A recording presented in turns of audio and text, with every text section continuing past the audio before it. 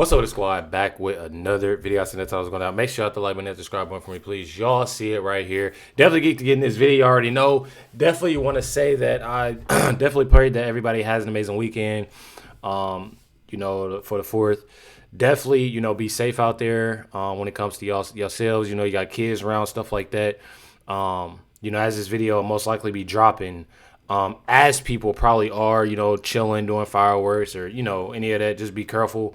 And always check, I'm trying to be careful. You got a lot of little kids, try to read them instructions.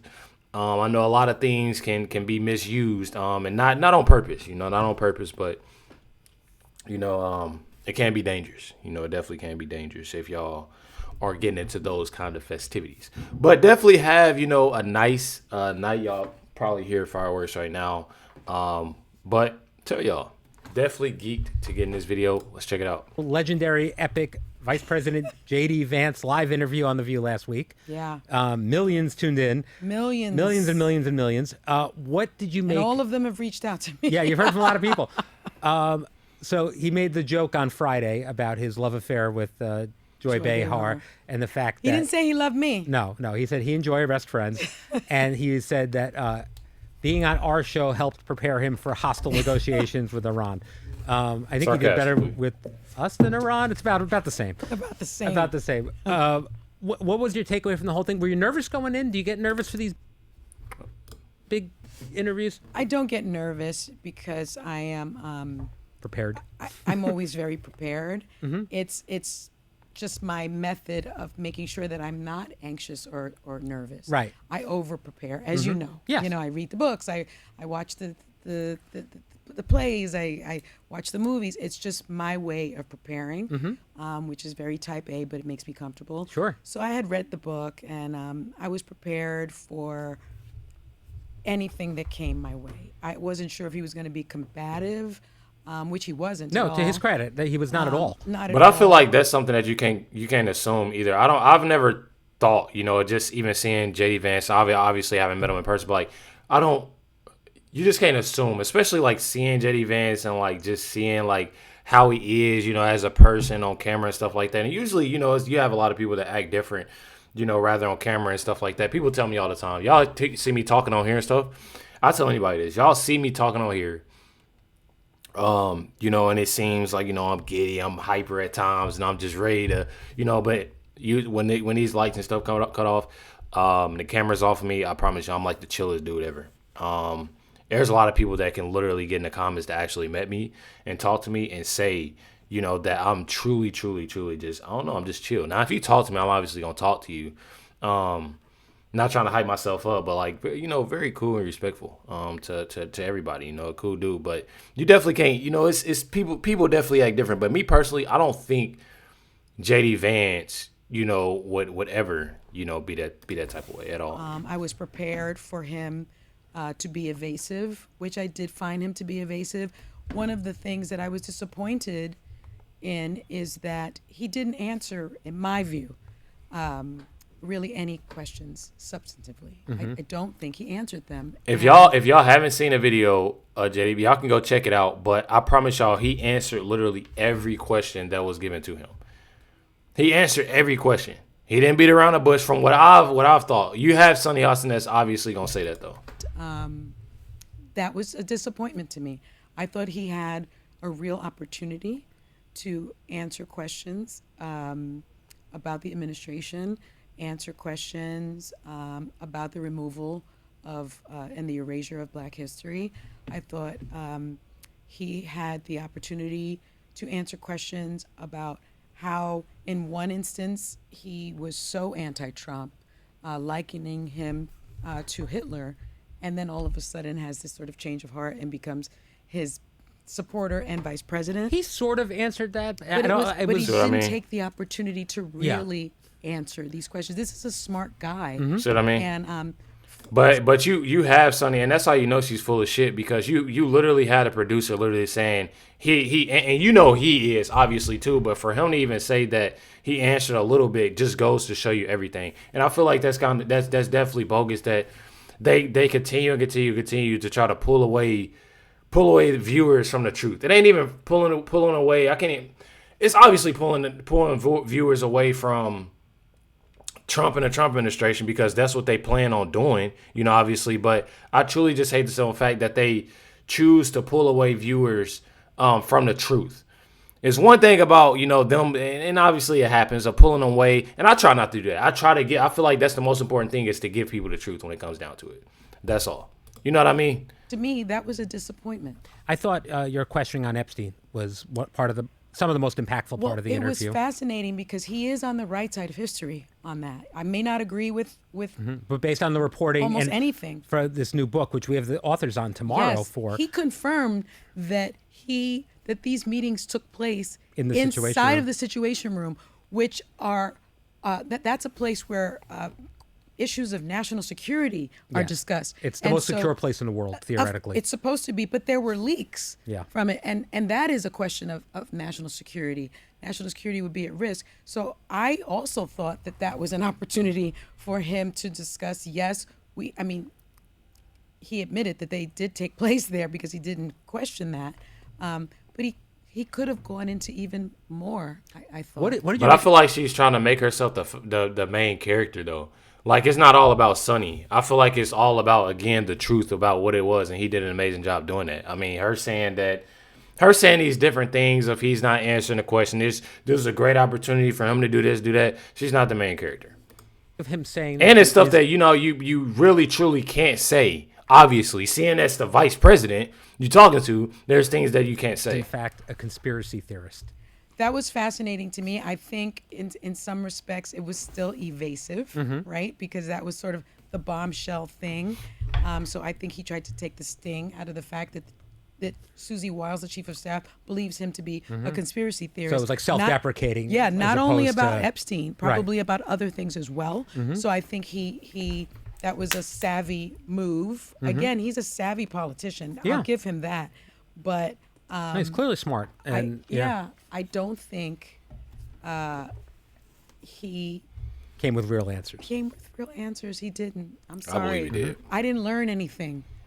Well, maybe he'll come back and we'll get another shot at it. And oftentimes we do. Yeah. And so I didn't find him to be genuine in his responses. How? I feel like he was definitely genuine. I feel like he definitely answered every question the best of his ability. Again, you speaking about the vice president, speaking to the vice president, there are things that you can say and things that you cannot. And Sonny knows that. There's things that they can't say and things that, they can't. And some things they say anyways, and it leads them into trouble. But you truly have Sonny here that is going to continue to do this. This is something that they do. You truly know that she lies because you literally have Joy Behar that has called, and honestly, what is it, like during the break and stuff like that, you had a few of the hosts that was talking to J.D. Vance and was cool with him and this, that, and the other. You just have Sonny Hostin that always looks at race, always try to push people away from the Trump administration, no matter how they talk to you, no matter what they do. That's truly her whole agenda of doing that, and it's truly sickening. Another big thing happened after later in the week. We had the opening of the Obama Presidential Center. Yes. What was your takeaway? We talked a little bit about it on Friday, but how did it make you feel to see all the presidents together, to see the reception for the Obamas? I've heard a lot of people online who are not fans of the Trump administration saying this is the America 250 celebration we wanted. Like this. Yes, that's how I event felt. And the people performing in there, and it actually made me miss the normalcy of the Obama presidency. I know that there were so many people. He's the president that I think received, hundreds of death threats a week. He was under tremendous pressure. And Michelle Obama, when speaking to him. One thing that I do hate when it comes down to this, and I know hate is a strong word, but it really, truly makes me mad when it comes down to it. The simple fact that people say that this individual has death threats, this individual has, this going on and this, that, they continue to say these things, but seeing what President Trump has went through with everything, and just not even Trump, but just seeing how these individuals of honestly, when it comes down to the left, how they act, It truly is sickening. It truly is sad on the things that they do. I'm not even gonna lie. It truly is sickening and truly, sad of the simple fact of people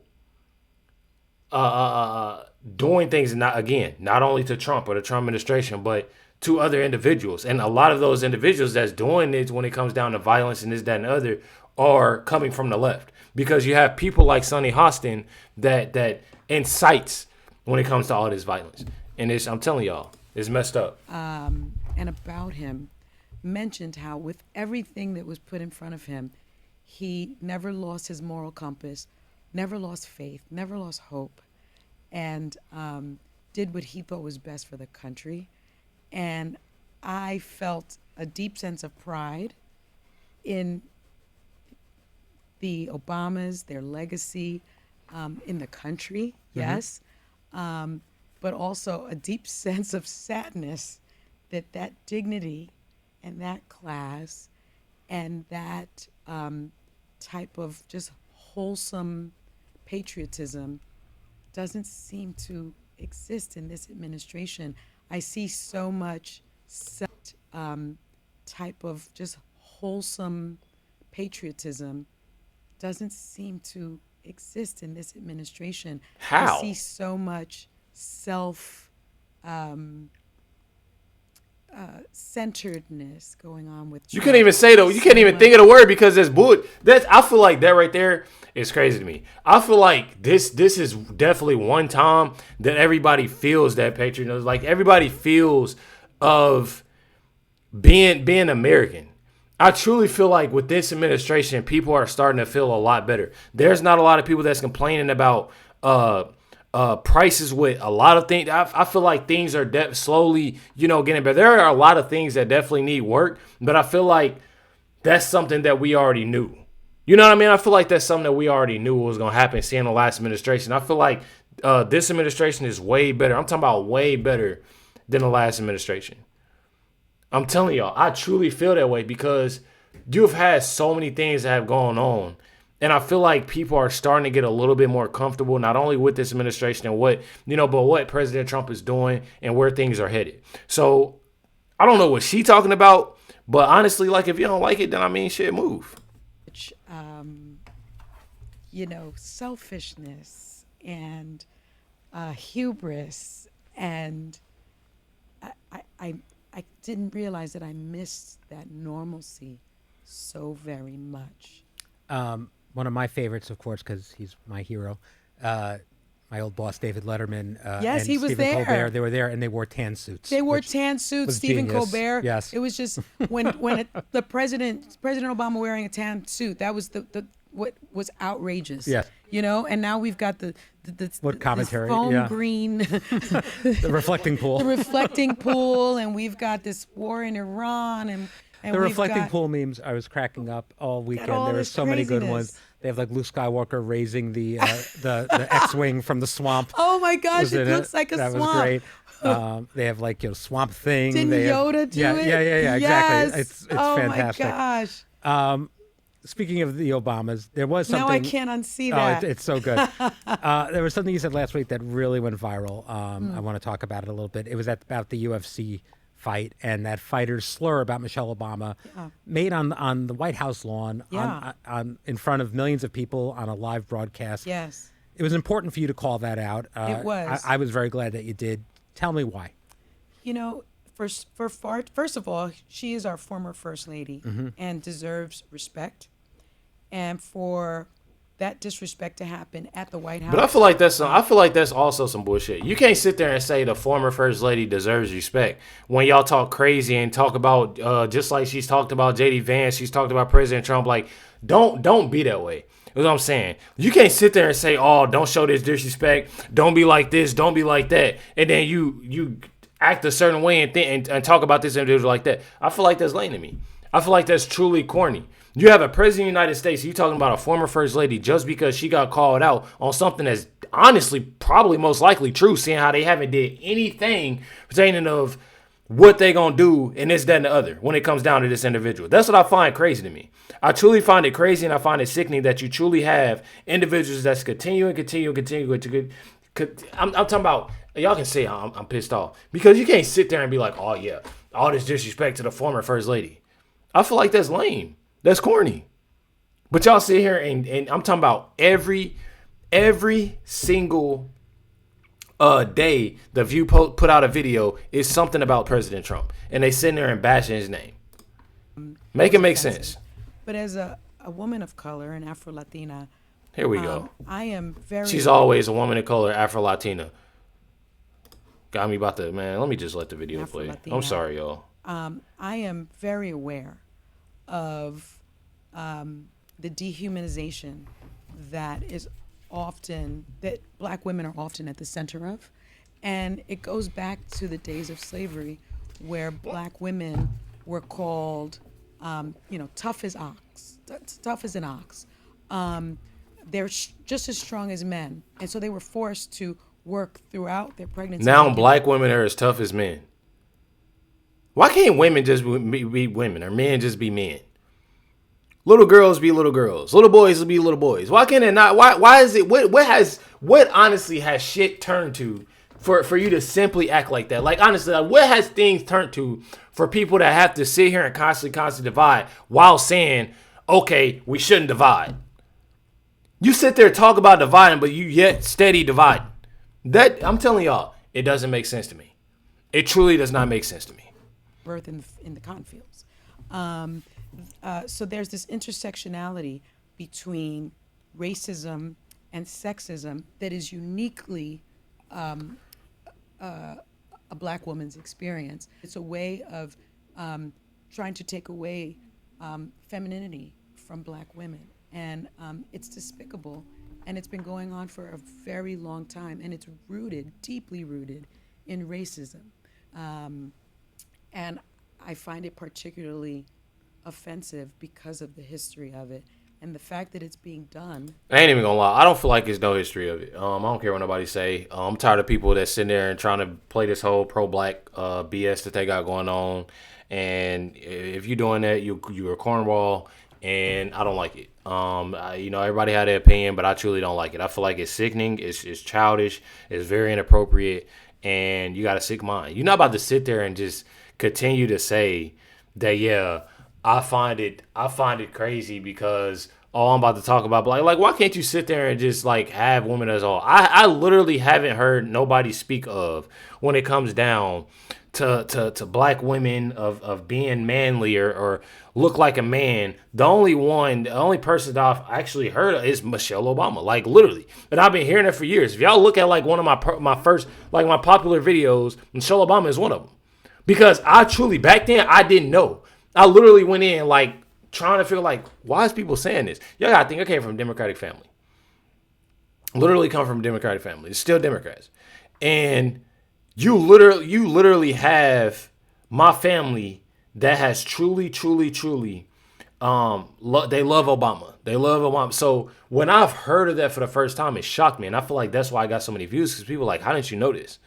I truly did not know. I was sitting there confused, like, damn, like, how does this make sense that she's, how is this? And then as I started seeing, I was like, you know what? Maybe so. Just like this. Called her out. They have done nothing of proceeding, with doing anything. What I think his name is Josh. When he yelled that. Like nothing. No lawsuit, like nothing at all. Come on now. Make it make sense. First Lady of the United States in 2026. With the sitting president smirking, the sitting president not calling it out, and J.D. Vance, quite frankly, being there, not calling it out. No one calling it out, and people laughing at it is dehumanizing, and it's unbecoming of something that would happen at the White House. Yeah, the head of the UFC, House. Dana White, did call it out when asked. Yes. But thank goodness. Yeah, but it's unfortunate that it wasn't more universal. So my thing is this party is full of freedom of speech. They always want to argue with you. I have this freedom of speech. I can say this and I can say what I want, but they making this a big deal. Like, give me a break. Like, come on now. And I don't think I did. So I appreciate you people explaining it. Yeah. Understand why it's so offensive. Yeah. when I mean, I think people for some reason understand, okay, the Obamas are likened to monkeys. They're like, oh, well, that's a racist trope. But black women in particular being called a specific slur. And this happening like very weeks after that Yes. that monkey video Yes, was it's insane. a very I mean, specific it's really slur for black women in particular. Yeah. Oh well, it was horrible. Why does she keep saying black women? Let me tell y'all something. One thing about it is that I truly, truly hate the simple fact that people have to go through what they got to go through when it comes down to it. The best thing for people to do is to truly just, walk away, ignore it, or leave it at that. I'm sorry, I had to check my cameras because looked like somebody was outside of my house, and I don't be playing that. Y'all know me. Y'all see what's behind me. I ain't out to play no games tonight. All right, we good, y'all. Got cameras everywhere, security and everything. So now, gotta make sure we good. But I tell y'all, like real talk, like I truly. One thing about it, ignore it the other way. Do what I literally had somebody comment, and I received comments, threats. I receive all those things, and honestly, I don't bother me. I've been doing YouTube and being on the content creator for so long. Like, I truly just, don't really care. I let people do and say what they want. But one thing about it is that I truly hate that people keep on spreading misinformation or, keep on spreading and saying that. And this whole pro-black, this I feel like it has gotten so worse to me. I truly feel like it's gotten so worse. And then once somebody say something about it, oh, it's all let me talk. No, it's freedom of speech. You have freedom of speech. That's the whole thing. That's the way to go. That's what they always preach. You know what I mean? Y'all let me know in the comments down below what y'all think. Definitely hit that like button, hit that subscribe button. Stay safe. Definitely stay safe. Catch y'all next one.